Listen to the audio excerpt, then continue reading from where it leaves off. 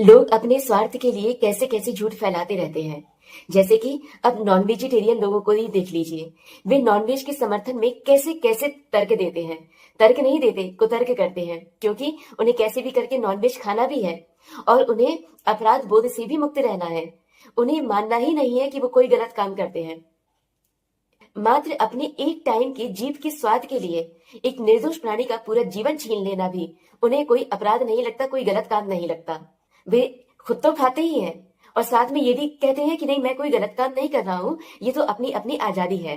मतलब किसी को मारकर खा जाना उन्हें वो अपनी आजादी लगती है।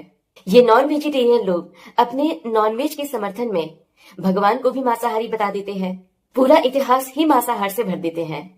क्यों? क्योंकि उन्हें मांसाहार करना है तो करना है। अमेरिका की हार्वर्ड यूनिवर्सिटी की एक रिसर्च के अनुसार भी तामसी भोजन करने से आलस्य बढ़ता है, तनाव बढ़ता है। भगवान श्री कृष्ण ने भी गीता में बताया है 14वें अध्याय में कि तामसी भोजन करने से तमोगुण से मनुष्य का विवेक नष्ट हो जाता है। यानी क्या सही है क्या गलत है, ये उसकी सोचने समझने की और भेद करने की शक्ति खत्म हो जाती है। अज्ञानता बढ़ती है, आलस्य बढ़ता है, निद्रा बढ़ती है। अब ऐसा व्यक्ति कौन सा सही काम करेगा?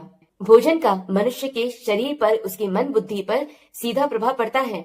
विवेक नष्ट हो जाता है, यानी उचित अनुचित में भेद करने की शक्ति इंसान खो देता है। लेकिन नॉन वेजिटेरियन लोग जो खुद को राम भक्त, शिव भक्त, श्री कृष्ण जी का भक्त बताते हैं, लेकिन श्री कृष्ण की बात को ही अनसुना कर देंगे। और भगवान श्री कृष्ण ने महाभारत में कई जगहों पर मांसाहार का और शिकार का आदि का सख्त विरोध किया है, लेकिन वो श्री कृष्ण को भी गलत साबित कर देंगे। क्यों? क्योंकि उन्हें कैसे भी करके मांसाहार करना है और उन्हें मानना ही नहीं है कि वो कोई गलत काम करते हैं। नॉन वेजिटेरियन लोग मांस खाने के लिए बहुत तरह की कुतर्क करते हैं। कोई धर्म के नाम पर, कोई प्रोटीन के नाम पर, कोई विटामिन के नाम पर, कोई बेरोजगारी के नाम पर, कोई स्वाद के नाम पर। लेकिन क्या ये ट्रेनों में और हवाई जहाज में भी नॉनवेज रखवाना बहुत जरूरी होता है? अगर नॉन वेजिटेरियन लोग एक दिन भी मांस नहीं खाएंगे यात्रा के दौरान, तो क्या वे बीमार हो जाएंगे या मर जाएंगे? आप खुद सोचिए कि जितने ज्यादा से ज्यादा लोग शाकाहारी होंगे तो उतने ही ज्यादा से ज्यादा पेड़ लगाए जाएंगे, और जितने ज्यादा पेड़ लगाए जाएंगे पृथ्वी का बुखार उतना ही कम होगा। मौसम ठीक से पड़ेंगे, जीव रक्षा होगी, पर्यावरण की रक्षा होगी।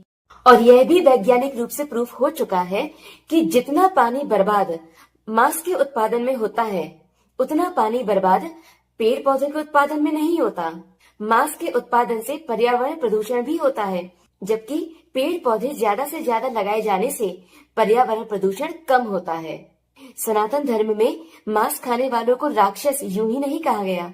नॉन वेजिटेरियन लोगों को ना तो धर्म की चिंता होती है, न पर्यावरण की, न दुनिया की, न जीवों की, किसी की भी नहीं। उन्हें केवल और केवल अपनी जीभ की, अपने स्वाद की चिंता होती है।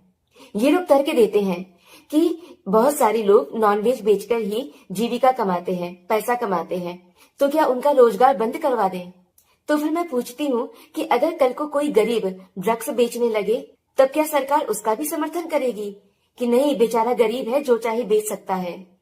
गलत काम गलत ही रहेगा, कुतर्कों से सही नहीं हो जाएगा।